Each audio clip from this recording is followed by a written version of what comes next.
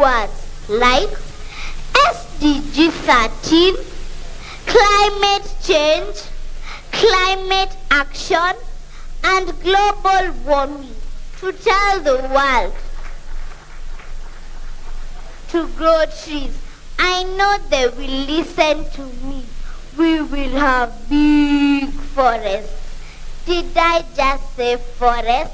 I meant the home of trees, fruits, wild animals, birds, and beautiful flowers.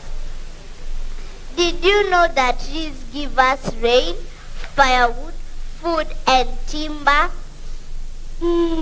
Fresh air. I breathe fresh air of the trees that were planted and watered.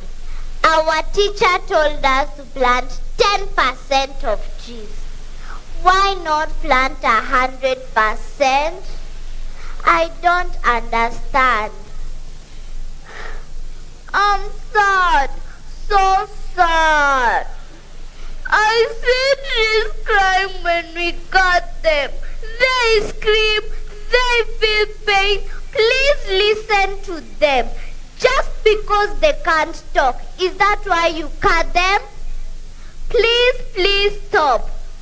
Come one, come all. Help me save the trees. Raise your hand if you want to save the tree. 1, 2, 3. Everybody wants to save the trees. CS Kereko Tobiko will show us the way, because we all want to be healthy. I remember my friend Motahi Kagwe. If you treat this disease normally, it will treat you abnormally. Wash your hands, wash your hands, wash your hands. Keep your distance, keep your distance, keep your distance. Wear your mask, wear your mask, wear your mask. Oops, sorry, back to my story. We should all grow trees. But remember, if trees die, we die. We all die. This is Advocate Haula Amina, the voice of the little ones. Before I go, allow me to thank the Governor of Embu County, His Excellency Governor Martin Wambora, and CS Kereko Tobiko for identifying and nurturing my talents. Bye. Mwah. Thank you.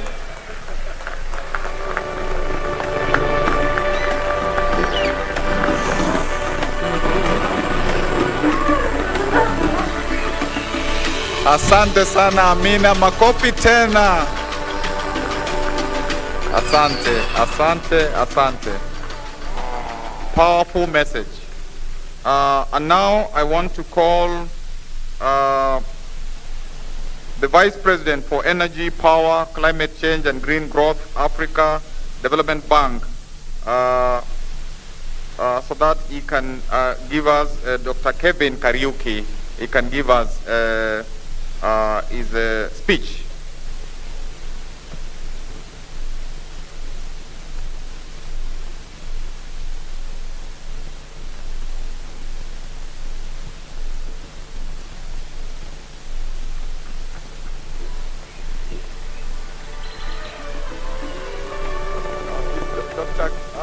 Kevin in the house? Okay.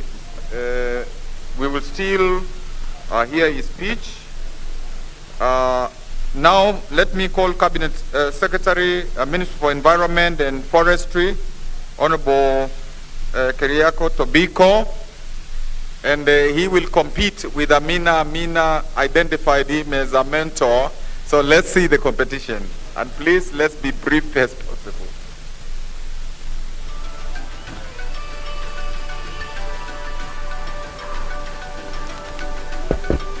Thank you so very much, Your Excellency, the Governor. The Right Honorable the Prime Minister, my colleague ministers, and led by CS Fred Matiang'i, Excellencies the Governors, Excellencies the Ambassadors and High Commissioners, and other members of the Diplomatic Corps, members of Parliament, Senate, and National Assembly, governors again, and my colleagues. I have PSs. Where is my PS? P.S. Kipto. I have taken a lot of credit, but without him, I would not have succeeded. So I think it is important to recognize his efforts. Your Excellency, please clap for him. Your Excellency, I shall be absolutely short, and because a lot has been said. Climate change is real. You don't need to be a scientist, although science in this case actually is unanimous. All what you need to do is to have your eyes. What is happening here with us? As we speak now, 2 million plus of Kenyans are suffering the devastation of drought. The same with Madagascar, Somalia, and other parts of Africa. In other parts of the world, we have hurricanes, cyclones. We even have a new phenomenon in Canada called the atmospheric rivers. Now we have rivers on the sky, so in the skies. So climate change is real.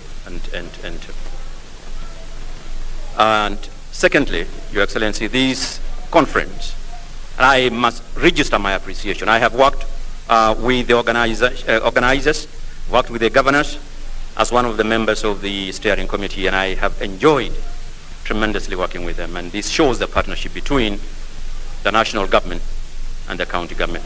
Previously, we used to play ping pong games and blame games, but in this, we are in this together, and I truly appreciate the partnership. And we have just come from Glasgow, and I am happy. In Glasgow, actually, you know, we were in the same similar setting and huge tents. The difference was this: that in the Glasgow case, we had heaters because it was too cold. Here in Makueni, under the tents, we are opening windows and aircon. So climate change is real and it is devastating. We don't want to play games and blame those who are most responsible, although we know that 20 countries globally contribute more than 80% of the greenhouse gases, and they control the 80% of global GDP, but that's not really the point. The point is we must work together. We appreciate the resources that we have received and continue to receive from our partners. It is not enough, and it can never be enough. And Kenya, using our president, who led our delegation in Glasgow, showcased the leadership Kenya has achieved here in Kenya, in Africa, and in the whole world, using our own internal resources, but also with the support of our partners. Climate change does not discriminate tribe, doesn't discriminate political affiliations. All of us are in this together as a world. And of course, communities such as ours, economies such as ours in Africa are more vulnerable, and that is a difference between the impacts here and the impacts in more developed jurisdictions. So we must work together in terms of support, in terms of resources, in terms of technology development and transfer, in terms of capacity building, instead of spending so much time on who is responsible. And that is important in itself, but really we must move forward. The last point, and I would urge that at some point during the program, if my ministry, the PS, and those who are present can be given an opportunity during the breakout groups to speak about the 2 billion tree fund that His Excellency announced in Glasgow,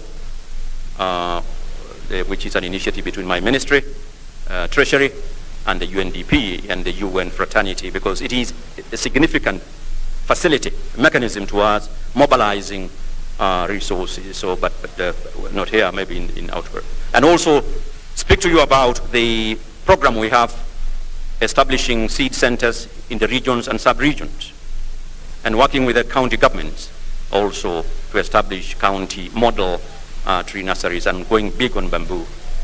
And finally, we are in the electioneering period. The next couple of months we'll go into elections. Our president has, since he assumed office, achieved tremendous milestone in the fight against climate change. What I have been waiting to hear, and although I know, of course, the campaigns have not yet started in earnest, well, of course, but I think it is important that we mainstream climate change and environment in our political discourse. And I know some of you, maybe many of you here, are aspirants in the next elections. We have heard a lot of theories and principles being espoused by some. I am yet to hear anything at all on what is it that you propose, and the Right Honorable Prime Minister and your party, and so to others. Where is your manifesto? Where does climate change, which is the most serious threat to humanity and the planet, where does it fall in your manifesto? Or do we risk now, because of the political transition, losing the gains that our president, and they have been spoken to, and I don't need to repeat them because they are there to be seen, they have been seen globally. What happens next, post-August 2022? That is important. Now finally, you heard about a girl called Greta Thunberg, who mobilized the youth, the kids, such as Amina. We messed up with nature, we have messed up with their lives, their future.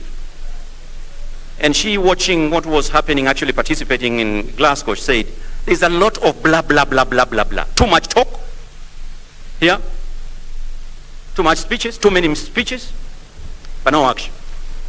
I hope and I believe, because I know and I have interacted with a number of your governors, I hope that this conference does not become another blah, blah, blah, blah. I thank you.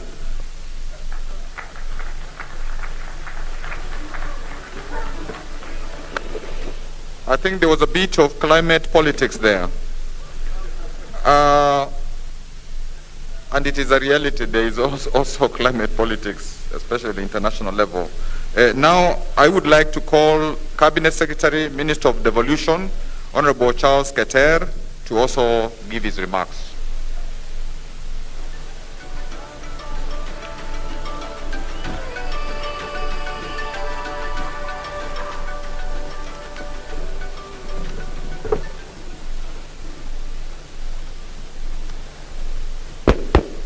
The Right Honorable Prime Minister, Honorable Raila Amolo Odinga, my colleague ministers led by our chair, NDICC, Fred Matiang'i. Also with us is Monica Juma, Energy, Joe Mujeru, ICT, and Eugene Wamalwa, Defense, whom I really want to thank him, because he's the one who has been the co-chair. I'm just harvesting where I never invested. So I really want to thank Eugene.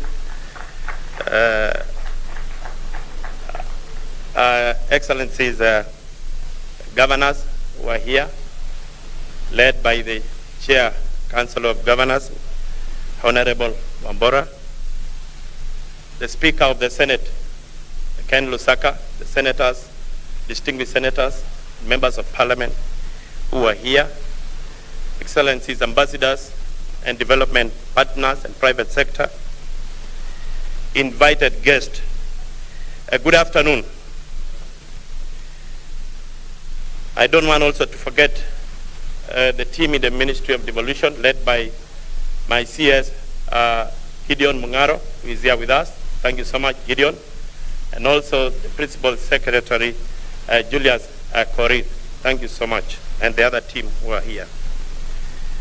I want to start by saying it's my great honor to attend this occasion of the 7th and the final annual Devolution Conference here at Makueni Boys High School, Makueni County. This 4-day conference brings together all stakeholders in the devolution space to evaluate the performances of both levels of government on matters of policy, legislation, accountability, good governance, and service delivery to the public. Significantly, this conference marks the 9 years of devolution dispensation, a decade during which structures, institutions, legislations, and laws which have come to define devolution in the country have been initiated, established, nurtured to the divine devolution in the country have been, nurtured to the current state. The challenges that we have encountered have taught us lessons which we will define the devolution story as we move into the second decade of county governments. The British Industrial Strategy Council, in their observation of implementing devolution, said, and I quote, "Devolution is a process and not an event. It requires a staged implementation with room to innovate, test, improve, and adapt." The theme of this year's annual conference is a multi-level governance for climate change. In choosing this theme, if I may not wrong, Kenya becomes the first country to hold a subnational conference on climate change just 2 weeks after the Glasgow meeting. Indeed, climate change poses a critical threat to future development, as elaborated by my earlier speakers, particularly in developing countries where food security, water scarcity, urban poverty, high unemployment, increased industrialization activities, and low access to quality healthcare are key matters of concern. I want to say the ministry has continually supported implementation of devolution and devolved system through various programs. Just to name the two, the KDSP, that is the Kenya Devolution Support Program, the Instrument for Devolution Advice and Support, which some of the counties have benefited on those two programs. To support the legal and policy framework for better functioning of counties, I want to say the ministry is currently undertaking a review of the Intergovernmental Relation Act of 2012 and the County Government Act of 2012 to respond to emerging issues since the beginning of devolution. Regulations for the two mentioned legislations are currently undergoing validation. The ministry has also developed the Intergovernmental Alternative Dispute Resolution Regulations that will guide the resolutions of intergovernmental dispute in an amicable manner.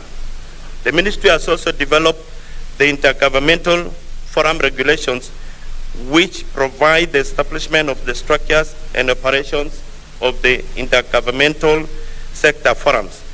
These regulations are aimed at facilitating operations and coordination among the two levels of government at the sector level. In conclusion, I expect that both levels of government represented here today, development partners and other stakeholders, will use this forum to deliberate on issues and come up with recommendations that will enrich the implementation of devolution as it ushers in its second. The 7th and final annual Devolution Conference is back. The conference will take place from 23rd to 26th of November 2021 at Makueni Boys High School, Makueni County. The theme of the conference is multi-level governance for climate action, with the sub-theme, Subnational Mobilization in Unlocking the Full Potential of Climate Action During and After Pandemics. The conference will be officiated by His Excellency Uhuru Kenyatta, President of the Republic of Kenya. To register as a delegate or exhibitor, visit www.devolutionconference.cog.go.ke or call 0718 242203.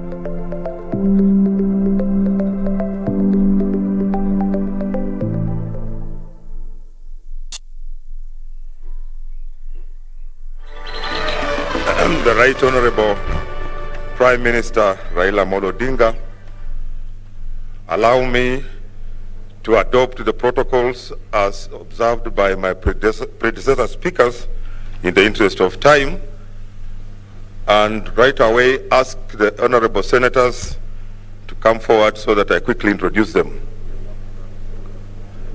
Please.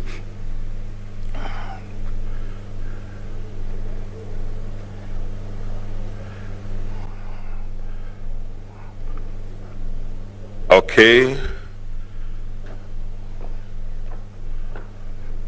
We have Senator Professor Margaret Kamar.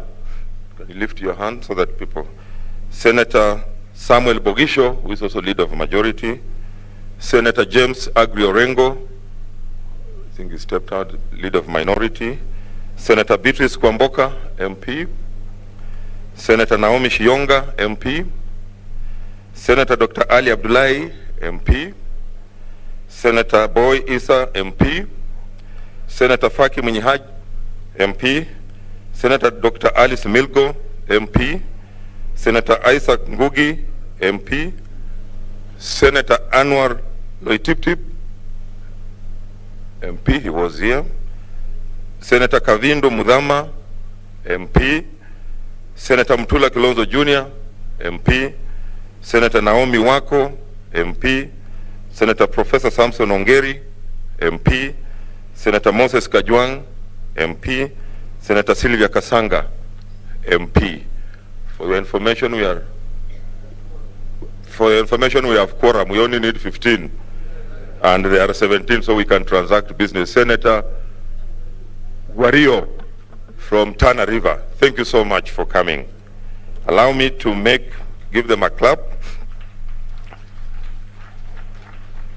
Distinguished ladies and gentlemen, I'm pleased to join all of you today for this great conversation, being the last annual one and also the last before the next election. This conference has become an important one for the institutions implementing devolution to have candid conversations and remind ourselves of the immense responsibility placed upon us, that of anchoring our devolved system of government. Climate change is disrupting national economies and affecting lives. So we see weather patterns are changing, sea levels are rising, and weather events are becoming more extreme. Thus, Sustainable Development Goal 13 implores all of us to take action to mitigate the effect of climate change. It is my sincere belief that the conversations we have here in the next 3 days will enable us agree on the attainment of optimum levels for dealing with climate change and arrive at the critical decision of whether we will fit the scale of the problem with the weight of the problem, or whether we will have a proactive approach in anticipation. The challenge remains that there is no objective way to determine the appropriate level of climate change or other environmental problems, since such problems manifest themselves at a number of levels simultaneously. So the multi-level approach therefore remains the best bet for managing these. Honorable delegates, we are duty-bound to take deliberate interventions and find a place for climate action in our respective devolved units if we have to be sure of handing over our county down to the next generations. It is time for county governments and all other players to audit our action plans for the past 8 years and critique ourselves with a view of finding out whether our contribution to the environment and climate change has been positive or negative. To quote Alexandria Ocasio, I quote, "We don't have time to sit on our hands as our planet burns. For young people, climate change is bigger than election or re-election. It's either life or death." As Kenya gears herself for the final lap towards actualizing Vision 2030, it should not be lost on us that there shall not be any industrial, social, political, and economic gains to celebrate if we will not have concrete corresponding climate action plans. We must not think about the next steps, but also about the next generation. The new climate economy clearly shows that only bold actions can and will deliver at least 26 trillion pounds in global economic benefits between now and 2030. It could also generate over 65 million new carbon jobs by 2030 and over 700,000 premature deaths from air pollution compared with the business as usual, and generate an estimated $2.8 trillion in government revenues in 2030 through subsidy reform and carbon pricing alone. This is according to the Global Commission on the Economy and Climate. So going forward, it will be gratifying to see county governments return a shilling on every dollar to go towards climate change actions. It is unfortunate that in the past, world economies competed for space in the industrial age without due regard to the impact of their actions on the global climate. Today, the same countries have to return more of their gains to attempt to rectify their initial omissions. Let us not allow our country and region to get to that undesirable situation, since as an African economy, we are already overburdened by the sins of others as far as climate change is concerned. Honorable delegates, the advanced human activities have not spared the marine life either, knowing very well that Kenya benefits more on marine life both from coastal and mainland lakes. It is saddening to note that according to recent research, climate change is already impacting marine species diversity distribution along the equator where Kenya lies, and is greatly attributed to rising temperatures and waning of water bodies. This phenomenon continues to manifest itself in the steady rise of water levels in our inland lakes such as Nakuru and Naivasha. We have witnessed death of fish in Lake Victoria and extreme rise of water temperatures in Lake Turkana. If as a nation and region will not work together to rescue our environment through clear and smart climate actions, then we must be ready to carry the curse of that will befall our generations. Now is the time for the national and county governments to become partners to implement a national climate action plan. Internationally, the Paris Agreement recognizes that local and regional governments have an important role to play in global climate action. It is time to take this recognition a step further and craft policies and implementation strategies that are most effective on the ground, that take into account the roles and mandates of levels of government to enable action. Further, we must, as a country, move swiftly from rule-making to implementation and work to strengthen our climate pledges as requested by the COP26 text. As a Senate, we undertake to lead the necessary consultations to ensure uniformity of focus on any legislative amendments necessary to ensuring that the county assemblies support the county executives to implement the requisite laws. As I conclude, I call upon every citizen to start thinking about sustainable contributions we can individually make towards sustainable climate actions as a way of protecting the life of our future generations. So I leave you with the words of the former President Barack Obama, who says we are the first generation to feel the effect of climate change and the last generation who can do something about it. I just want to thank the Senate for its contribution. I think in many years since this conference, this year Senate has contributed immensely towards what you are seeing in this particular hall. So I really want to thank the Senate and pledge that even in future we shall continue contributing more, because we are one family of devolution. May God bless you as you continue with your deliberations. Thank you.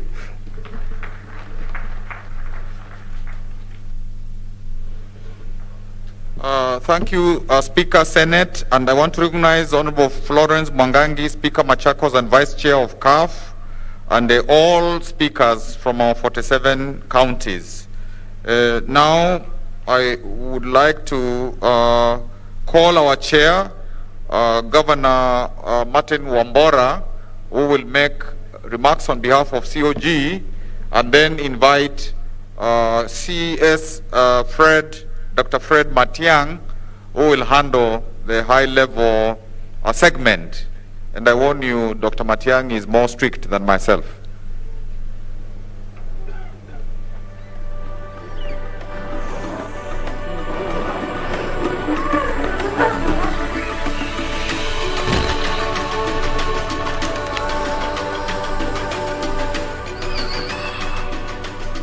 Good afternoon.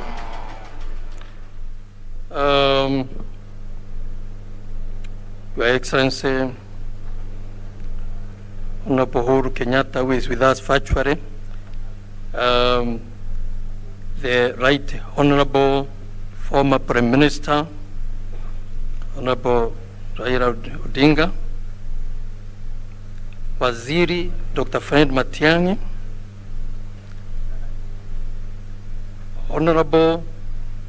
Right Honorable Senator Kennedy Rusaka, Speaker of the Senate, my colleague, Excellency Governors, Honorable Members of Parliament, including the Senate, of course, leaders of Makueni County and the Greater Eastern Region, our host, Ambassador Ore Thonke, Chair of the Devolution Donor Working Group, Principal Secretaries, Heads of Missions, members of the County Assembly, other national government representatives, other county government representatives, private sector and civil society representatives, international delegates, distinguished guests, ladies and gentlemen.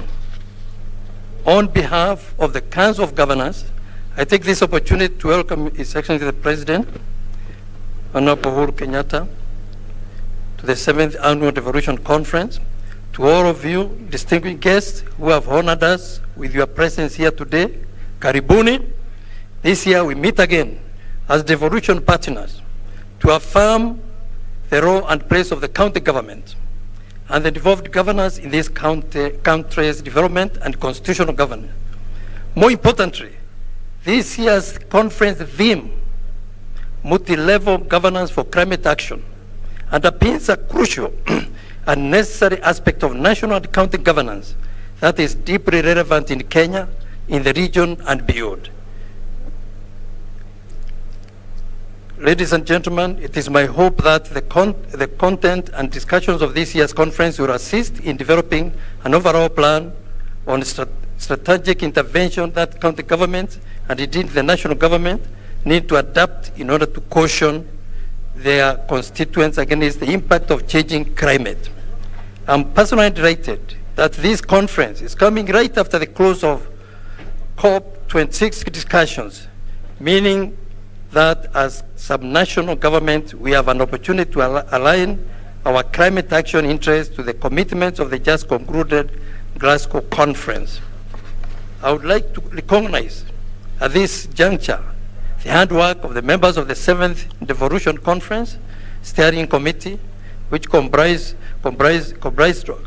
of my Vice Chair in the Council of Governors, who has had very able leadership as a co-chair, along with the Cabinet Secretary, Minister of Devolution, the Honorable Rose Nyamunga, who represented the Senate in the committee, Honorable Secretary General of the County Assemblies Forum, who represented CAF.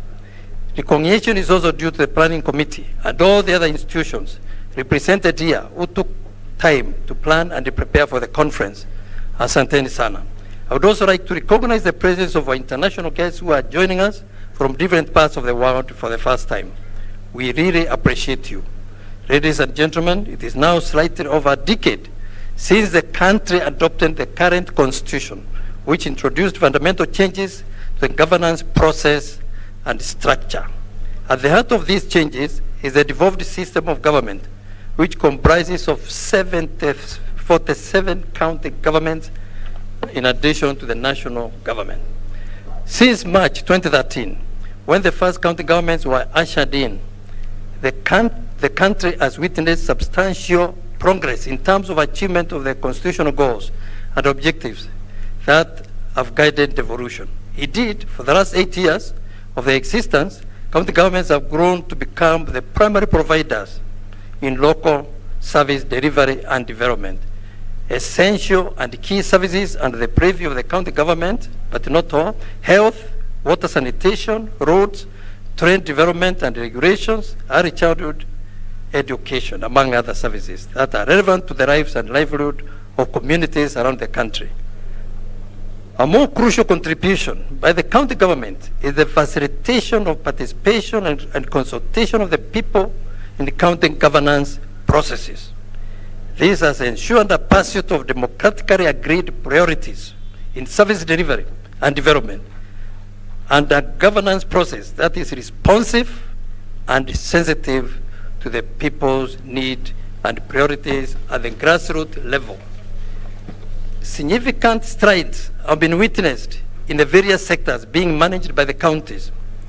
In the last financial year, 2020-2021, county governments allocated an average of 7.3% of their budget to agriculture, an increase of 1.3%, because we realize that agriculture is a major engine of growth.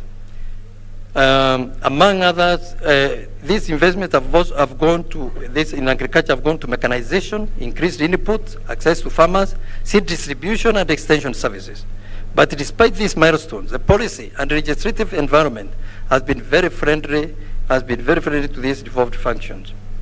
While recognizing the role of national government in developing legal frameworks that set standards and practices for the agricultural sector, the Council of Governors reiterates that this should be done in consultation with county government. In the health sector, malaria incident burden has reduced to 40%, 40 per 1,000. County governments have incrementally funded interventions against the non-communicable diseases, improved screening, diagnostic capacity, and improved capacity for care. The result of these health care investments are reduced waiting time for surgery, improved clinical outcomes, reduced referrals, and efficiency at county health facilities. Maternal and child health programs have also yielded marginal increases in skilled birth attendance, contraceptions, use, prevalence, and immunization coverage. We, however, do admit that the health sector has been plagued by funding and human resource challenges, issues both levels of government are appraised of. In the wake of these challenges, the county governments have remained at the forefront in the management of the novel coronavirus COVID-19 pandemic. Our health systems have faced an unprecedented challenge and their capacity tested to the limit. However, county governments have remained resilient and continue to offer innovative solutions as we tackle the global crisis occasioned by COVID-19. Since the announcement of the first case of COVID-19, county governments have achieved the following. 1, increased isolation beds. Increased installation of additional oxygen plants. Procured more oxygen cylinders and oxygen concentrators. Connected more than 3,000 beds to oxygen, among other measures that have been instituted to manage the pandemic. May I now turn to the early childhood development and education ECD sector. County governments allocated 4.97 billion in ECD sector in 2020-2021 financial year. With the demand for pre-primary education increasing, enrollment in the county ECD centers increased by 1.02% to 29,130 from 28,383. This includes 470 special needs units established across all the 47 counties for learners with special needs. Distinguished guests, as I mentioned at the beginning of my remarks, this year's Devolution Conference focuses on the subject of climate change and specifically looks at the role of subnational government in climate action. For the next 3 days, we'll look at a myriad of topics such as urban resilience, sustainable food systems, indigenous knowledge, renewable energy, gender and youth, and effective waste management, all with a climate change lens.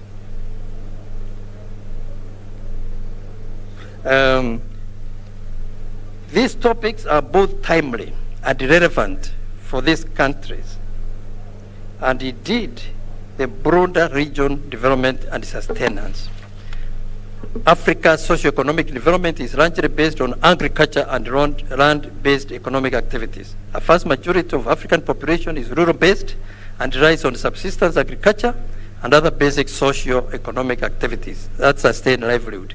These forms of lifestyle and livelihood rely heavily on stability and predictability of climate and weather patterns, among other environmental factors. It is therefore necessary that any strategies at whatever level that seek to address environmental and governance issues should consider environmental and climatical issues at county levels. Agenda 2063, the African Union's plan for transformation, commits to tackle the challenge posed by climate change through a broad-based approach that encompasses a variety of efforts to address the ever-present threat of damage to the environment and climatic changes. At the global level, therefore, climate change is a core part of the agenda of 2030 in respect of Kenya, which compels states to come together under key commitments in the Paris Agreement of 2015. More critically and relevant to us all is that local governments are identified as primary stakeholders and have indeed become important players in climate process. Indeed, subnational governments from all over the world have proved in a number of ways that their contribution and leadership is essential to help achieve the objectives of United Nations Framework Convention on Climate Change, UNFCCC. According to UNDP, 50% to 80% of adaptation and mitigation action necessary to tackle the impacts of the changing climate are or will be implemented at subnational levels of governance. Being closer to the people, subnational government are well placed to identify the needs and strengths of their citizens in the battle against climate change. And this is why we are thanking the World Bank for putting most of the money which will be inaugurated today to the county government, all the way up to the ward level. This is because in most cases, subnational governments are functionally responsible for service provisions in areas that directly influence greenhouse gas emissions levels, such as transport, agriculture, environment, energy, industry, land, and resource management. I have to finish. Distinguished guests, at the national level, Kenya is signatory to various regional and global instruments that seek to protect the environment, fight climate change, and ensure that environmental rights are guaranteed and protected. Article 2, subsection 2 of Kenya's 2010 Constitution provides that regional and international instruments that Kenya is party to are part of Kenyan law. We also have environmental and land rights as part of our expansive Bill of Rights. This is complemented by the enactment of the Climate Change Act in 2016, which lays down the specific normative framework that is to guide climate action. Over the last few years, county governments have expressed their commitment to the climate action agenda and have, in the process, demonstrated that they are indispensable and dependable players in their process. The various measures that county governments have taken to contribute to the climate action campaign not only demonstrates the technical and sophisticated nature of the solutions needed to tackle climate change, but also the effectiveness and importance of the measures taken. First, county governments have developed and are in the process of developing specific laws on climate change. As at July 2021, 29 county governments and the enacted Climate Change Act, and the remaining ones are at advanced stage of finalizing. Through the Climate Change Act, the county governments have established their own county climate change funds to provide for financing investment to reduce climate change. While all the counties are yet to take full measures to ensure effective climate action, the vital strides made by the county government I have just mentioned will accelerate action in the rest of the counties through mutual learning and action. The impact of the changing climate on food systems, water and infrastructure, energy, health, compel county governments to mainstream climate action in their county integrated development actions. Distinguished guests, as I conclude, the county governments appreciate the National Treasury for including county governments in the development and rollout of financing locally led climate action. Such initiative will go a long way in supporting county governments to invest more in programs and projects that will caution vulnerable communities from the impact of climate. The Senate also needs to consider climate change when it is negotiating for the county shares of revenue. County governments bear the greatest burden, but county governments should also become innovative in tackling the effects of climate change. As I conclude, ladies and gentlemen, may I appreciate our partners who have supported this conference, who include County Pension Fund, AMREF, Food and Agriculture Organization, FAO, UNDP, among others. Thank you for your great contribution to the conference. You are true friends of Devolution.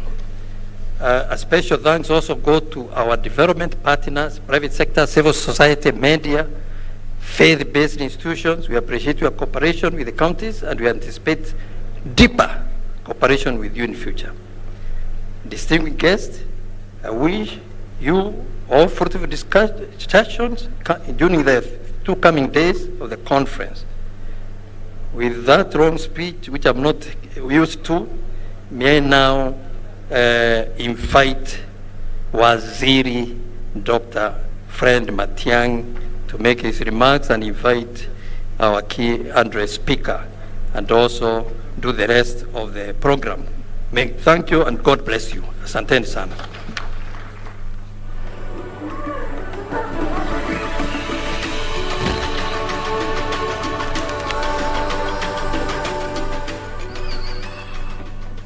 Considering that the law of diminishing returns may be setting in, I will execute this session with a measure of precision so that we can get going to the next level. Right Honorable Prime Minister Mzee Raila Odinga, person of the Council of Governors, and all of you governors who are here today, my cabinet colleagues, all of whom have been introduced, and my colleagues across the spectrum of national government responsibility who are here, the principal secretaries, directors who are with us here today, Mr. Speaker, and the members of the Senate, honorable members of Parliament, members of the county assemblies, distinguished delegates, including our development partners, ladies and gentlemen. Mr. Chairman, you had invited us to participate in a panel on the impact of climate change on global peace and stability. We have submitted to the conference secretariat a very lengthy presentation and a paper on how we are approaching from the security point of view the challenges we face related to climate change. I would like to take this opportunity to request you, Mr. Chairman, to afford us an opportunity to engage in a much more detailed manner with the Committee of the Council of Governors that addresses security, because this matter is even calling upon us to redesign our national security strategy, because truth be told, as my colleagues who are from that sector who are in this audience know, some of the things we are having to deal with, or some of the things we are facing, are things we were not prepared to deal with 10 years ago. So even when our national security was designed, national security strategy was designed, there are a number of things that no one anticipated that we are having to deal with now. That calls upon us not just to relook at the strategy, but to see how better we can build stronger intergovernmental collaborations to address the challenges we face today and those that we are likely to face tomorrow. The question you asked us basically to answer was, how does it affect us from a security point of view? And in 2 minutes, Mr. Chairman, first, the destruction that we are facing as a result of climate change challenges. No one knew that at this point in time we would spend between 25 and 30% of our operational budget on climate change related security issues. What we are experiencing in Laikipia, what we are experiencing in Baringo, what is going on in most of North Rift today, the movement, the theft of livestock, the pasture and water resource conflicts in that region are all related to climate change. The challenges we face on our borders towards the north and the north and eastern with our colleagues across the border are all related to climate change. And as we go forward, obviously, we're going to have to relook at how we will increase our budgets to deal with this. 2, the greater impact is even in resource and institutional strain. If you look at the number of personnel we are deploying to this conflict, it is affecting and distracting us from the core challenges we face in the security sector. The question you ask every morning is, are you going to deploy to chase Al-Shabaab, or you are going to deploy to chase cat rustlers and livestock problems in Laikipia and other places of the country? So I know it will affect also county governments in terms of how they look at resources, which means it calls upon a new framework and a new approach of budgeting and allocating resources for security, especially to address climate change related challenges. We have outlined at length a new strategy and a new approach on how we are going to have to deal with this. We are going to build capacity and train better so that we are prepared for this. We are going to develop new structures for conflict resolution. I was speaking with Governor Nderito Mureithi in Laikipia and saying counties that are affected by this will have to start new frameworks of superintending over resource sharing agreements so that we can avert conflicts, which means we have to redesign conflict resolution mechanisms as we go along. 3, we are going to have to relook at intergovernmental alignment between us and county governments. For a long time, I must confess here that we have had challenges to support, for example, the county security committees and the county government's pressure on us to allow them to come up with their new security infrastructures. I think now we can't avoid that and we can't hide from that responsibility anymore. We have to support county governments to come up with security arrangements to deal with some of these conflicts, because national government in and on itself cannot manage these challenges as it were. Fourthly, we have got to deal with resource alignment. We have to put our money where our mouth is. We are facing challenges which we cannot hide from, and we cannot overdepend on development partners. In our budgeting systems and in our frameworks of dealing with security, we as county governments and national government, we must now debate how on a year-to-year basis we set aside resources deliberately to deal with the conflicts that are brought about by climate change. Now, in that lengthy presentation that we have filed with the conference secretariat, we have discussed the details of what the National Security Advisory Committee has decided to do and what the National Security Council would like to do, how we will deploy some of the resources we have in the country to avert and to quickly respond to some of the challenges. KDF is involved up in Baringo. We are trying to do some water pans. We are trying to see how best we can deploy the resources we have to avert climate change-related conflicts. Mr. Chairman, we need time to go deep into this, and on my own behalf and on behalf of my colleagues, we will be available to sit with your committee that deals with security to go deep into this, and I'm sure we will benefit more from your grassroots-based approaches in the manner in which we will have to redesign our national security strategy. I will leave it at that and do 2 important things. One, invite the Right Honorable Prime Minister to speak to us, and thereafter, I have been told that His Excellency the President has just logged in, and we will invite him to address us. But first, we start with the Right Honorable Prime Minister, Mheshimiwa Raila Odinga, please.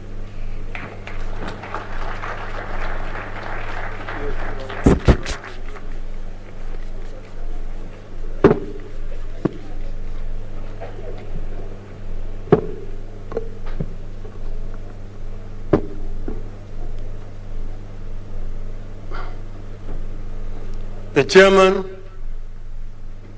of the Council of Governors and the governors who are here, the Speaker of the National Assembly and the Senators,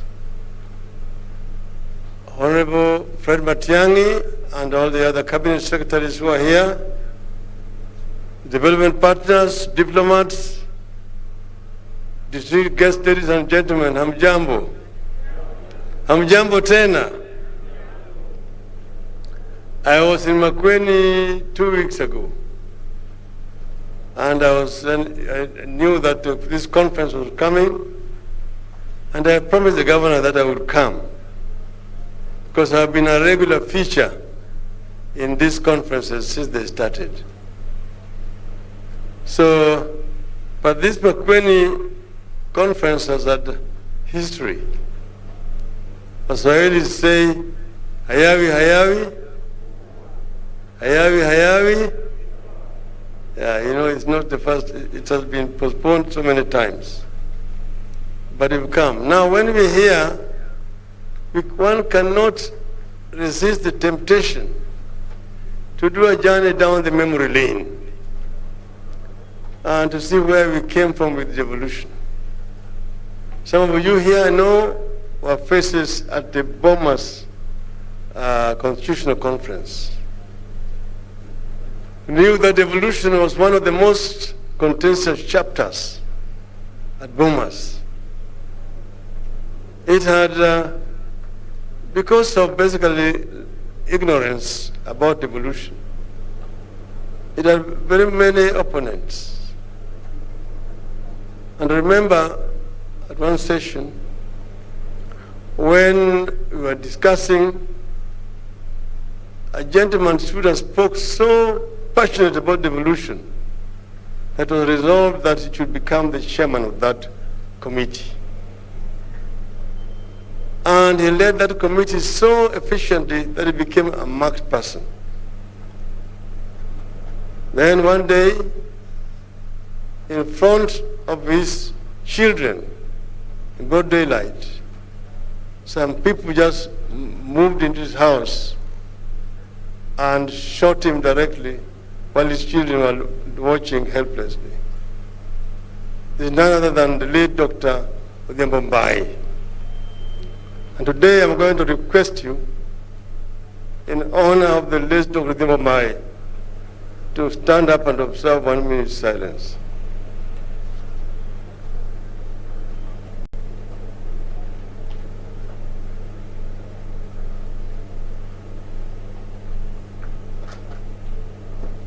Thank you.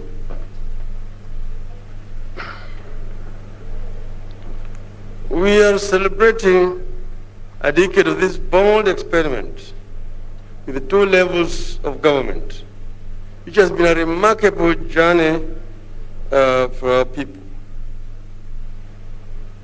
It has been full of triumphs and challenges. At this 7th conference, you have decided to confront the elephant in the room of human survival, the issue of climate change. This is a clear indication that counties are coming of age and venturing into some of the greatest challenges humanity is facing now and the centuries ahead. I commend you for this. Climate change is bigger than the election coming up in 2022 or the ones coming that will follow in 2027 and 2032. It is a life and death matter that has cornered everyone all over the planet. I believe that climate is so important that going forward, we need to have a National Climate Council and situate it within the presidency. Kenya is experiencing higher temperatures, unpredictable rainfall patterns, increased incidence of drought and floods, and rising sea levels. Extreme weather events have led to loss of lives, diminished livelihoods, reduced crop and livestock production, and damaged infrastructure, among other adverse impacts. The key enablers of our economy, that is agriculture, water, energy, tourism, and wildlife, are extremely climate sensitive. If we don't tackle climate change, all our efforts to grow our economy will be in vain. County government operates right on the ground. They are the first port of call when homes and farms get washed away by floods that were not expected. They are the first line of defense when crops fail in a drought that comes when rains were expected. Counties, therefore, have a critical role, particularly in educating our people on the reality of climate change. You have no option but to provide leadership on this matter. I am aware that to date, 33 counties have enacted climate change policy and legal frameworks, while others are at different stages of formulation of the same. I particularly laud the ASAL counties of Garissa, Isiolo, Kitui, Makueni, and Wajir, which have gone ahead and established county climate change funds. That is the leadership we are looking for at the grassroots. Today, there are several other transformative ideas whose time has come in Kenya. They are being resisted the way devolution was, but we will actualize them because their time is here. At this forum, I would like to share some thoughts on how we are going to renew and redefine devolution to make it deliver better to the people. Across the country, old and lingering challenges are imposing new pressures on government and leaders at both county and national level. Unemployment, deepening poverty, and rising cost of living have left our people disappointed and sometimes angry at their leaders. People need our help. Our duty as leaders is to breathe a new life and give new purpose to all institutions and structures. Where need be, we will have to be bold enough to abandon institutions and ideas that are not working and come up with new ones. For a start, we must strengthen devolution. We must devolve more resources to the counties. This should not be a divisive issue. That is what the BBI was intending to do. We must also overcome the challenge of insufficient allocation and delays in disbursement of funds by the National Treasury to counties, if counties are to operate efficiently. On this, there should be no debate. The funds will have to follow all devolved functions. This means the National Treasury will have to release all the funds for all the devolved functions at the appropriate time. There must be no two ways about this. The problem of overlapping and duplication of functions by state agencies, corporations, and regional development authorities will also have to be addressed conclusively. Addressing these issues need not mean antagonism between counties and the national government. On the contrary, they require a partnership between the two levels of government. There must also be a clear understanding that no level of government can succeed when the other is failing. Take economic growth, for instance. When the national economy is weak, counties will be disempowered. So growth, which leads to jobs and lowers the cost of living, must be a shared concern for both county and national government. Counties must be at the center of our envisaged growth and recovery for employment and job creation. In the years ahead, we must renew the contract between the people and their government, both county and national. People must feel that government, whether county or national, is there for them and cares about them. Each level of government will have to invent new ways to deal with purely national or devolved challenges. In the end, however, our people need their problems solved regardless of the level of government that is supposed to do it. My vision is to push for a strong partnership to make all our counties feel more a part of the solution of our national problems while helping counties solve their devolved challenges and that empowers the counties to determine their own destiny. I would like to see increased agricultural productivity. This will not only increase incomes, it will also create more employment opportunities. So we will need to work together to ensure efficient and targeted fertilizer subsidy, a clear program for mechanization of agriculture, proper water management and irrigation, deployment of extension officers, and functioning systems of market access. I am extremely keen to see counties go past agriculture and delve into manufacturing and value addition. Today, only about 7 counties, all of them peri-urban, are involved in some kind of manufacturing. We need to go for robust manufacturing in all our counties to generate productive employment opportunities at national and county levels. One county, one product.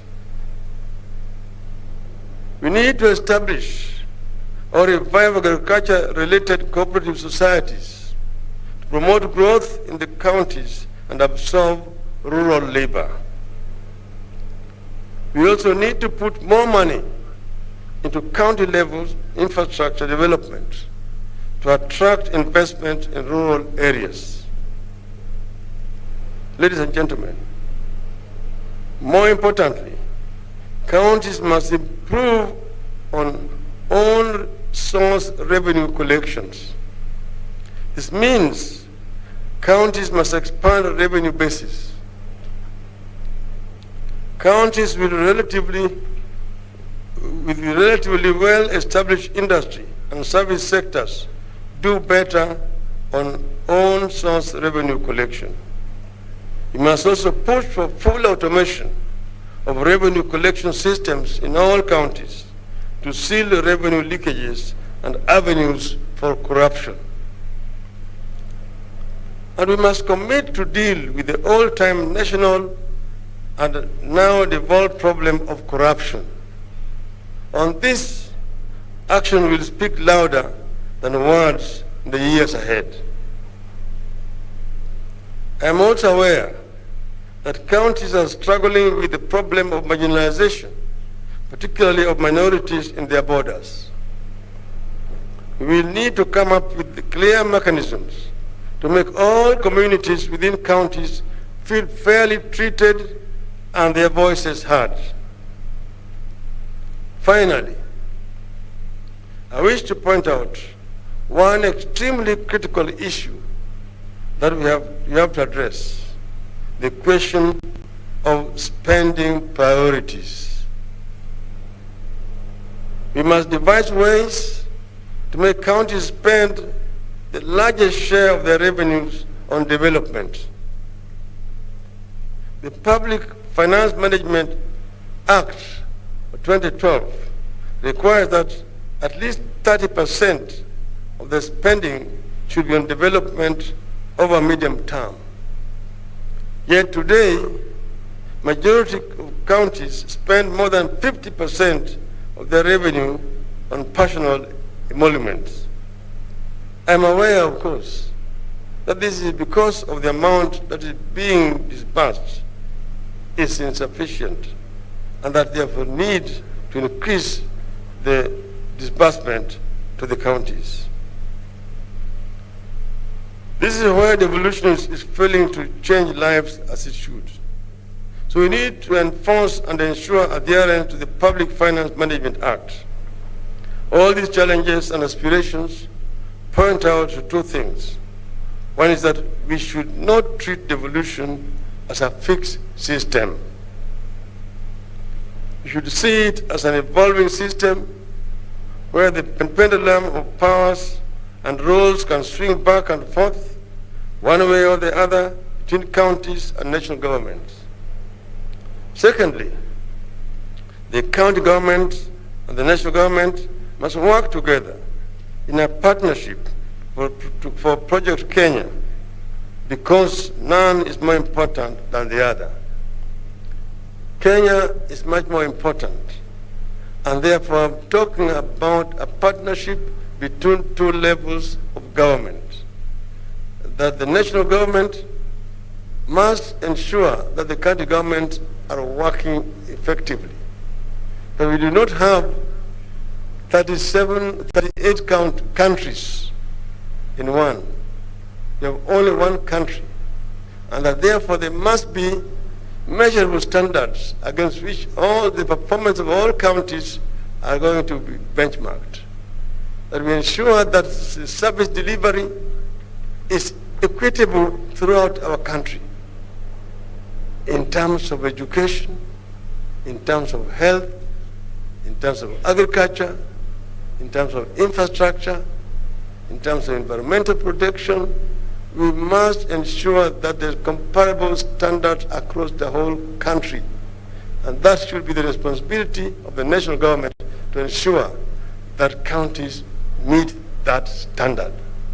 That we first agree on a standard to be met, and then we have a way of evaluating to ensure that there's conformity with the standard which have been set and commonly agreed between the national government and all the county governments. I want to thank you and wish you a very fruitful deliberation during this conference. Thank you very much.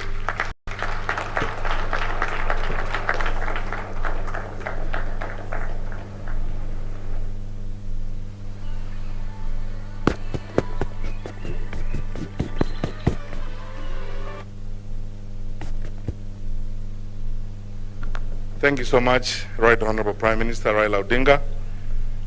His Excellency the President will address us by video link shortly, but before that happens, I would like to request my colleagues on the podium that we can now take our seats before His Excellency addresses us.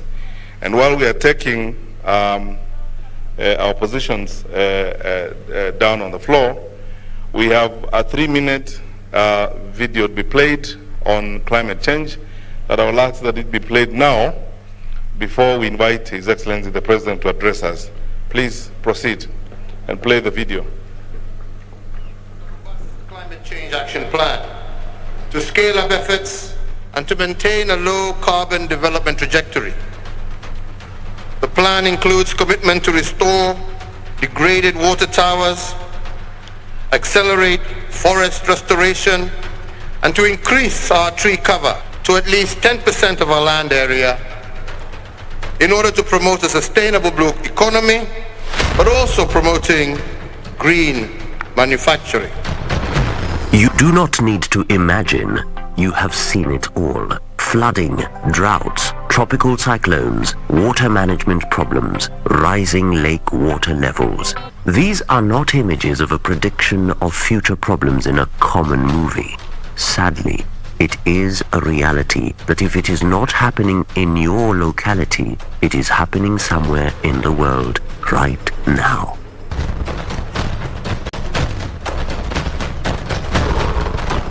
Climate change has been recognized as the biggest 21st century problem next to COVID-19.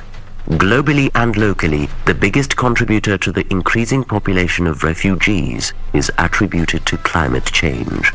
According to the United Nations Framework Convention on Climate Change, UNFCCC, climate change is defined as the change in the average atmospheric condition of a place over a long period of time due to natural and human-induced causes. And the results are devastating. They include reduction in agricultural production and food security, increased health risks, damaging of critical infrastructure, and interruption of provision of basic services such as water and sanitation, education, energy, and transport. In the recent updated Nationally Determined Contributions NDCs 2020, Kenya has estimated the cost of implementing mitigation and adaptation strategies by the end of 2030 will amount to $62 billion, and out of this, $228 million has been set aside for the adaptation programs aimed at supporting the most vulnerable sections of the population. The above global climate crisis can only be managed by increased efforts to reverse the effects and their causes in 2 words: climate action, which refers to the stepped-up efforts towards reducing greenhouse gas emissions and strengthening resilience and adaptive capacity to climate-induced impacts, including climate-related hazards in all countries. This war can only be won by integrating climate change measures into national and county policies, strategies and plans, and building institutional capacity for climate change mitigation, adaptation, impact reduction, and early warning according to the United Nations. Tunajua ya kwamba kama Kenya Forest Service, bila kuwa pamoja na wananchi, hatuwezi tukahifadhi misitu. Hata kama tuko na forest rangers, hawawezi kuwa kiwango ya kwamba kila moja analinda mti wake. Kenya, as a party that ratified the Paris Agreement, the international treaty on climate change adopted in 2015, has taken up these efforts in earnest. A collaboration between county governments and the national government, with a priority being given to the world's lungs, trees and forests, is ongoing across the country. County governments have made several steps to address climate change, and they are making effort to adopt green economies in line with Kenya's Vision 2030. For example, counties have incorporated climate change interventions in their County Integrated Development Plans, CIDPs, and have progressively passed legislation to support budget allocation for climate action. 46 county governments have designated CECMs responsible for climate change to coordinate climate change affairs in the counties. 33 counties have so far developed climate change laws, while the remaining counties are at advanced stages of finalizing their climate change laws. The same county governments have established the County Climate Change Fund, CCCF, through these county laws. 6 counties have an operational CCCF and are contributing a percentage estimated 1% to 3% of their development budget into the CCCF kitty. The designated fund, which is ring-fenced, has made it possible for counties to establish tangible adaptation projects such as rock catchments, sand dams, livestock laboratories, and water pans, among others. Whereas counties are making strides towards addressing climate change, there are challenges that are being experienced at the sub-national level, which include funding. The county equitable share is limited, hence most counties have not set aside a percentage of development budget towards climate change initiatives. Uncoordinated climate action. There is need to train county officers on climate change mainstreaming. Additionally, there is need for interdepartmental coordination at the county level and collaboration between local governments and communities to support local resilience building and coordination between national and county governments in design and development of climate action initiatives. Sinking investment, sinking underwater. This is because of destroying our forests. So apart from planting, I think we also have an obligation to actually protect what we have planted. Alikuwa miti mingi, watu wakaribu wakakata msitu, wakaribu wakachoma, lakini sasa tangu kaunti aliingia, ikachukuliwa hatua kwenda sasa maharibifu, sasa tunarudi kutekeleza. Na kutekeleza ni kupanda miti na kuongeza pia maarifa zingine kuzuia mmomonyoko wa udongo na kuelimisha watu. To address this, the Financing Locally Led Climate Action Program seeks to support the government of Kenya in strengthening local resilience by building capacity to plan, implement and monitor resilience investments in partnership with county governments and communities, building county-level capacity for planning and implementation of local climate action, and strengthening national-level capacity for coordination, monitoring and reporting. Mkikuja Makueni viongozi, mweleze watu kwanza, kitu ya kwanza wapande miti ndio mvua ianze kukuja kwa wakati wake. Naona kutakuwa na mafanikio makubwa. The willingness of county governments in Kenya to enhance climate action has been building momentum, and their commitment has been demonstrated through their participation as a unified delegation in the Climate Action Summit and Conference of Parties. County governments have committed to partner and share experiences with other countries on how to build sub-national resilience, promote conversations and commitments that will ensure the country is on track in achieving the Sustainable Development Goals by 2030 and strengthen the efforts toward climate action.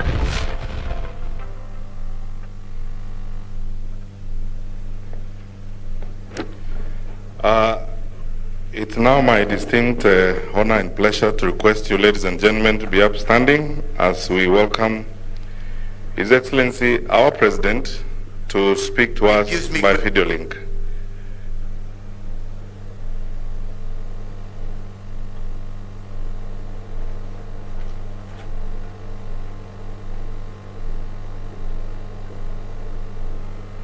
Please be seated.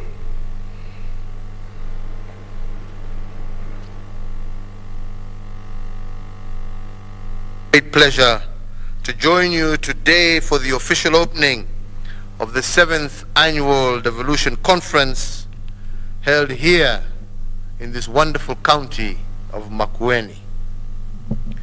I wish to thank the county government of Makueni and especially your governor, Dr. Kivutha Kibwana, for accepting to host this important event, but also to thank the people of Makueni for the very warm welcome they have extended to all our delegates from across our country, Kenya. Ladies and gentlemen, this Devolution Conference has become a key platform through which both the national and county governments come together, reflect upon, evaluate, and benchmark their performance on policy and implementation, the legislative framework, accountability, but more importantly, service delivery. The conference also gives us an opportunity for the two levels of governments to demonstrate their commitment and to rededicate, to cooperate and to work together to achieve the dream of devolution. Ladies and gentlemen, of all the programs Kenya has implemented since independence to spur social economic development, devolution has had the deepest and most far-reaching impact on the lives of our citizens. Indeed, today, the devolution achievements and dividends are a visible reality in all parts of our country.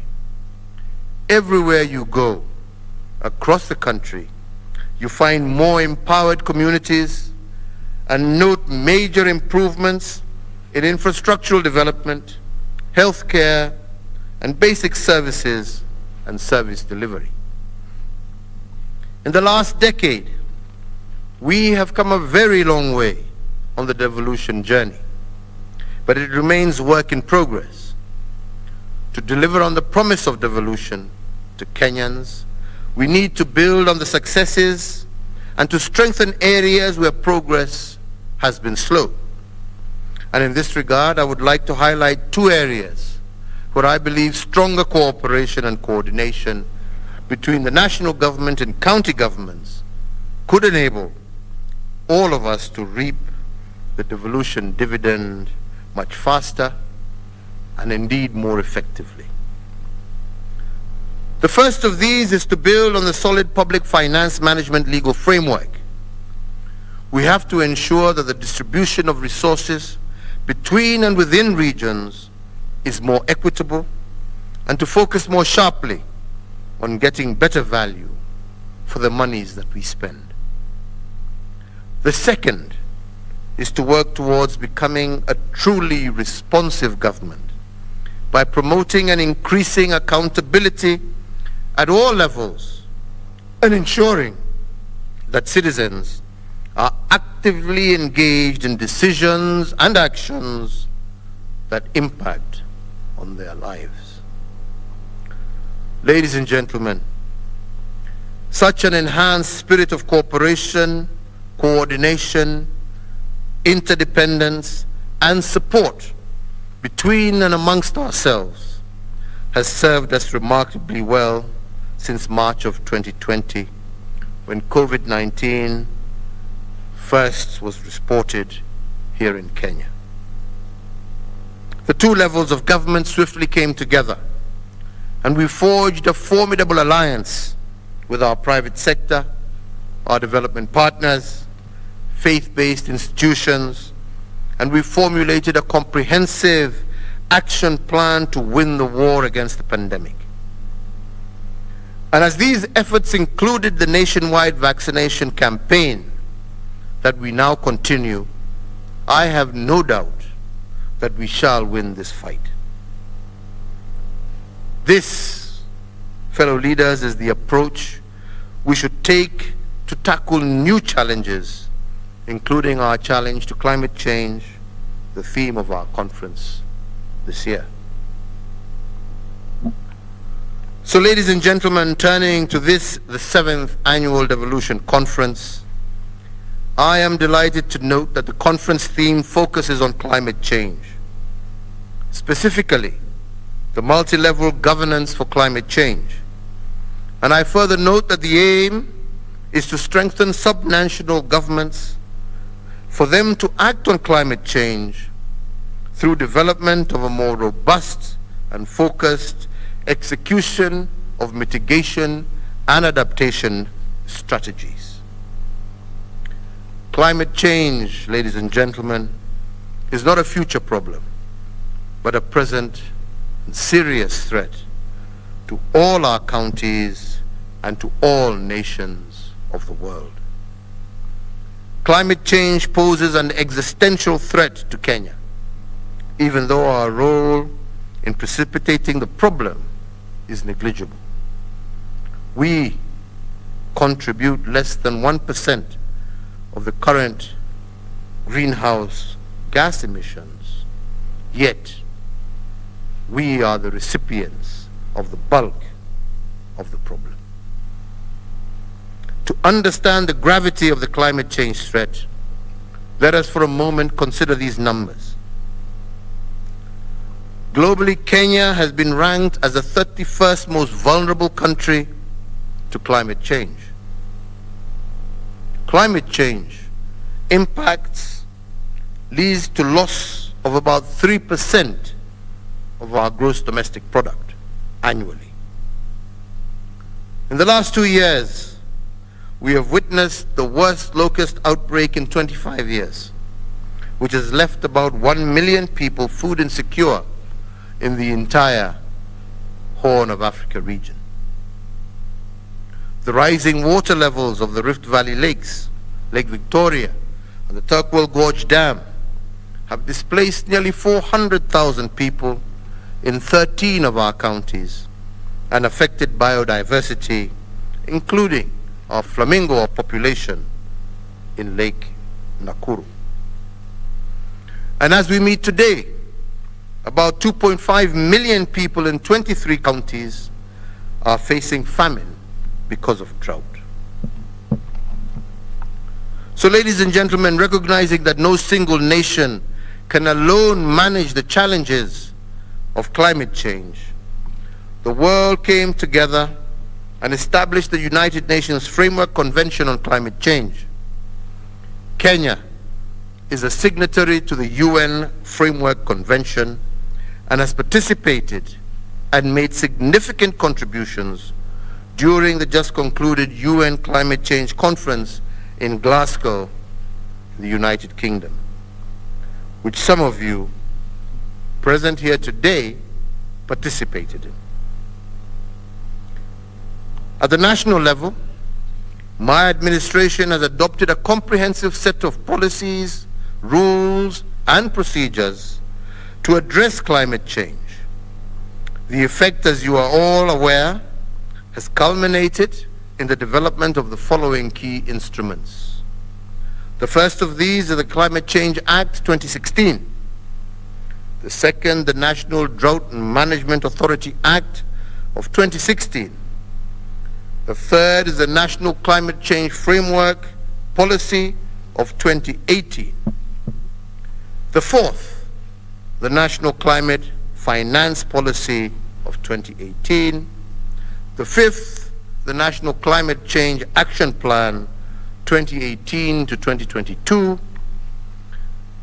Sixth, the National Adaptation Plan 2015 to 2030. And seventh, the Green Economy Strategy Implementation Plan 2016 to 2030. These policies are currently being mainstreamed through sectors in forestry, agriculture, water, energy, waste management, and health.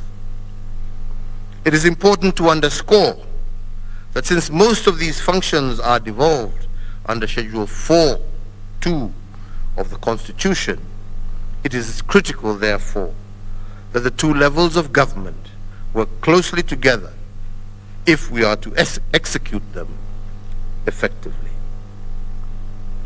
This effort, ladies and gentlemen, reflects our resolve and Kenya's resolve, as well as desire, to play our part in the international community's effort to address climate change, including preventing global temperature rises above 1.5 degrees Celsius.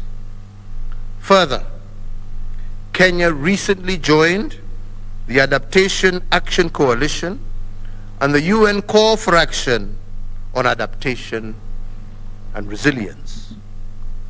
By partnering with these two institutions, we are sending a clear political statement that Kenya will continue to work with other like-minded governments, institutions, businesses, and civil society to accelerate action, to moderate the negative impacts of climate change, facilitate adjustment to expected climate impacts, and to strengthen capacity to absorb and recover from climate change effects. I note with much appreciation that 33 county governments have developed county-specific laws on climate change, and that a few of them are providing strong leadership on this agenda.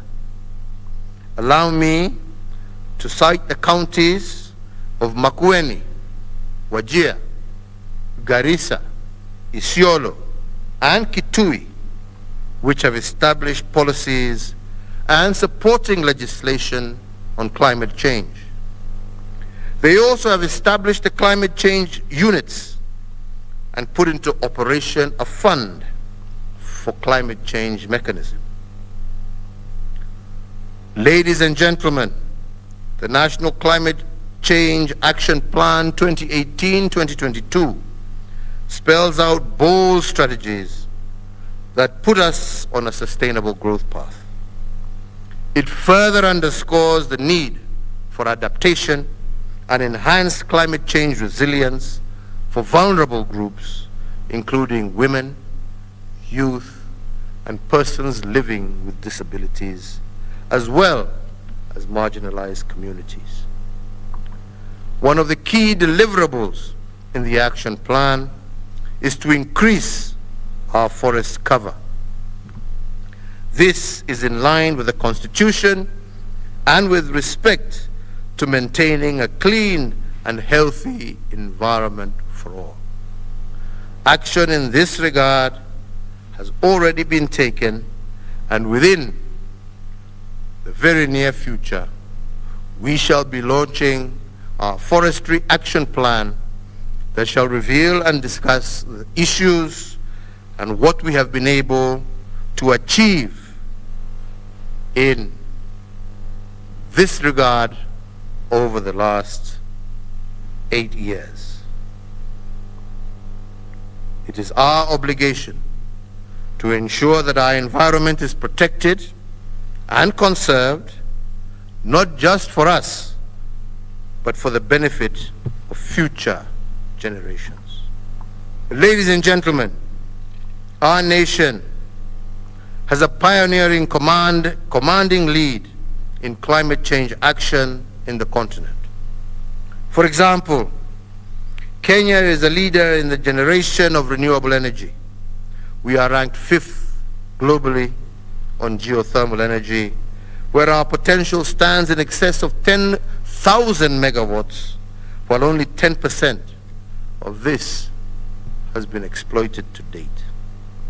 We are using innovative approaches to expand access to energy through off-grid solar power and other clean cooking energy sources, with the aim of delivering 100% clean cooking energy source by 2028.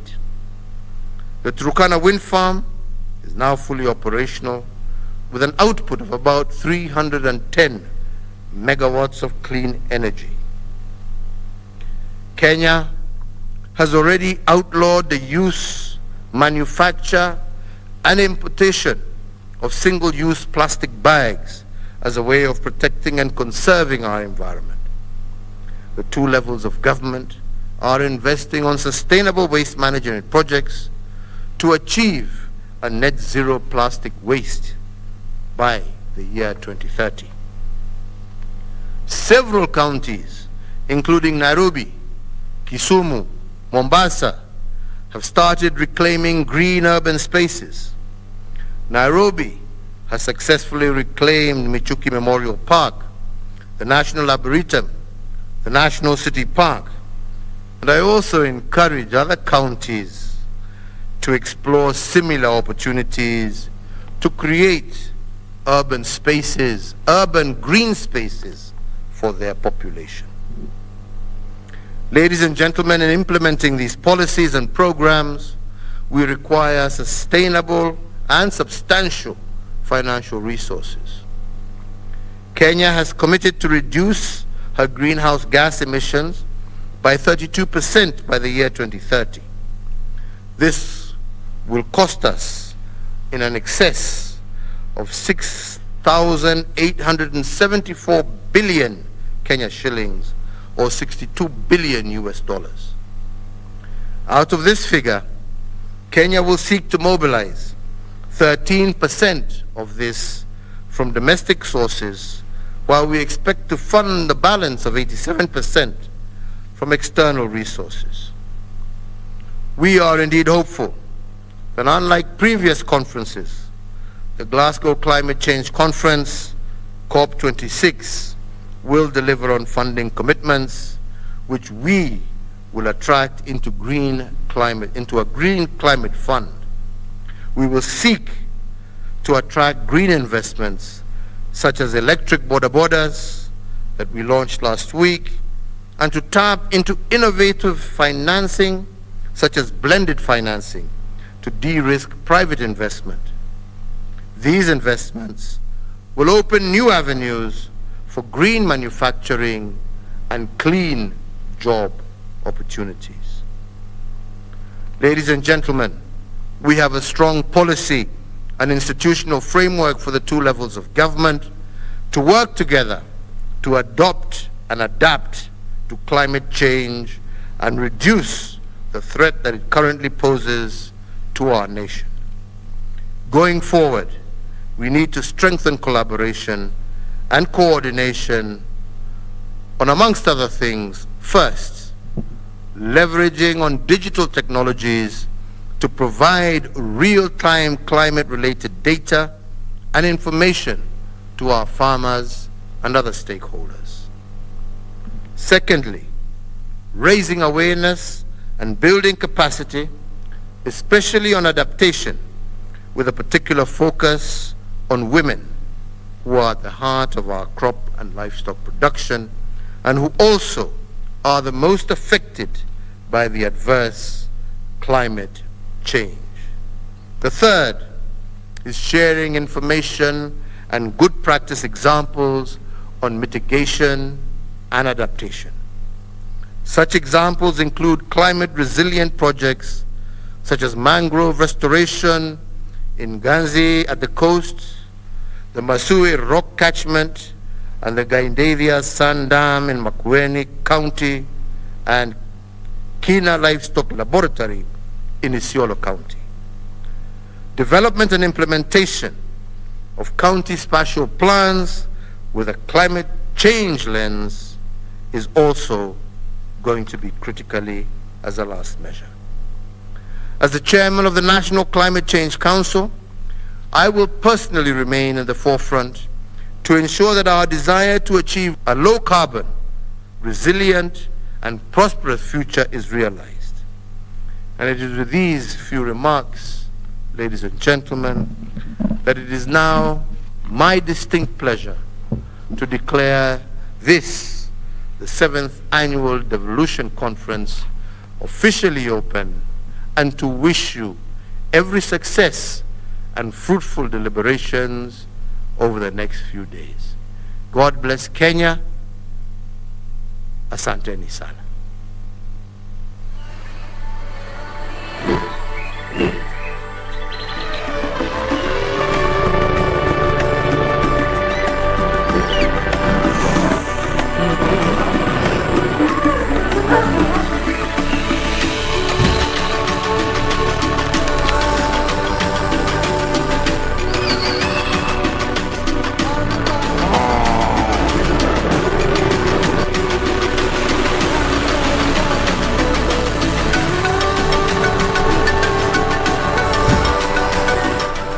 I think we can do a better job than that and appreciate His Excellency the President. Let's get on our feet as we clap and really just appreciate that as well. Makofi tafadhali, ladies and gentlemen, at this moment as the 7th Devolution Conference is officially opened. You may take your seats now.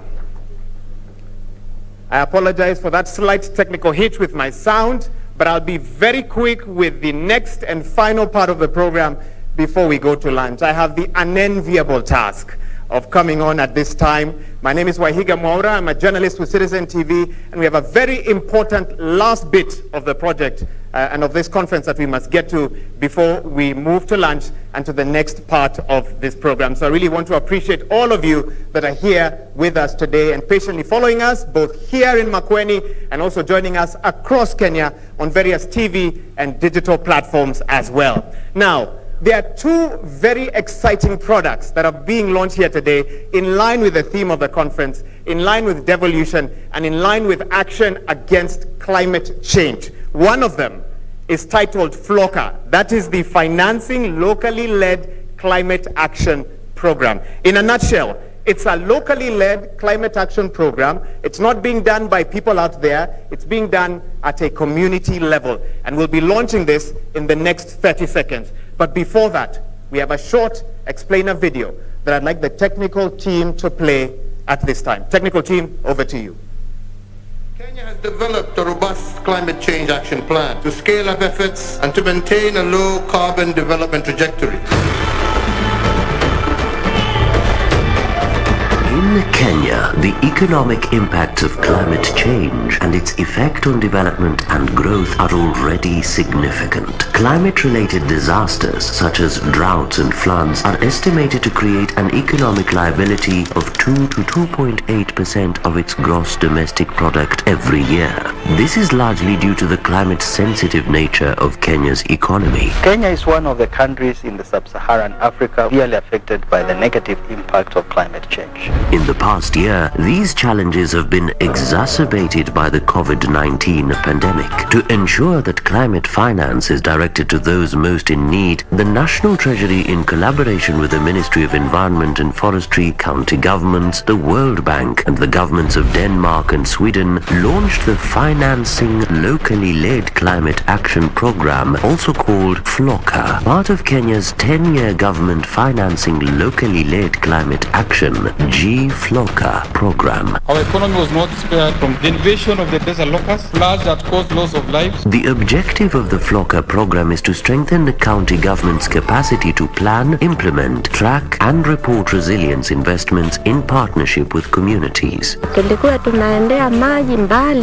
two key result areas for FLOCA are capacity building at the county level, locally led climate resilience action, with an engaged citizenry on critical decisions on climate action. FLOCA will also empower the vulnerable groups to address their vulnerability to the impacts of climate change through participation in local climate decision-making, access to climate information, access to climate finance, and climate investments. 1, 2, 3. Wonderful. We are now live. And in the interest of time, I will immediately invite some of our distinguished guests to help us launch this product that is supported by organizations like the World Bank, Danida, and Sida as well. Allow me to invite the Right Honorable Prime Minister, Honorable Raila Odinga, to make his way to that table there where the launch will happen, together with Interior CS Dr. Fred Matiang'i. Allow me to invite the host governor today, Dr. Kivutha Kibwana, the chair of the Council of Governors as well, Martin Wambora, just over there, and also Governor Otichilo and Governor Ongwae, and the Speaker of the Senate, Ken Lusaka. What is going to happen next is that a representative of the National Treasury who spoke here a bit earlier on, together with CS Environment, who I'll also invite Honorable Tobiko to make his way there, will kindly hand over the report, one report on the FLOCA program and a program appraisal document to our chief guests. That's the Right Honorable Prime Minister and also Interior CS Dr. Fred Matiang'i. Media team, you have about... You've been watching a special coverage of the 7th Devolution Conference in Makueni County, Wote Town. This Devolution Conference had been postponed for a couple of times due to the COVID-19 restrictions, but the Council of Governors did get the green light to convene this important part of devolution, and this is the final annual devolution conference. After this, it will be held once in every 2 years. President Uhuru Kenyatta a few moments ago declared this conference officially opened, and he did issue a rallying call on county governments to partner with the national government to wage a war on climate change. He did say that Kenya will in the coming years spend $62 billion in positioning itself among the countries that have been in the forefront fighting this global warming and climate change. The event did start today with the planting of trees.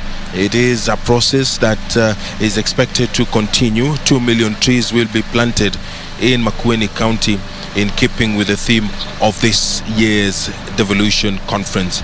My name is Edward Kabasa. This special coverage has been made possible courtesy of the Kenya Broadcasting Corporation and the Council of Governors, who have been meeting, and they will be meeting until Friday, when the Devolution Conference will come to a close. Of course, they will be adopting some measures which they will announce when the meeting comes to a close on Friday. I now hand you over to the broadcasting house for the normal programming. Good afternoon.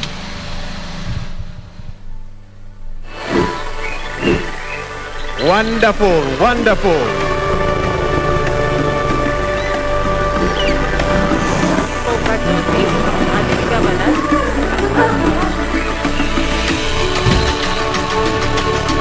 It's important to note that this was actually launched also in Glasgow. I'll now ask our guests to make their way to the right side of the room for the launch of the Ugatuzi Sacco. And to help us do this, I'd like to call a few more governors to join us. I'd like to call Governor Wycliffe Wangamati, if you haven't already made your way here. I'd like to call Governor Alex Tolgos.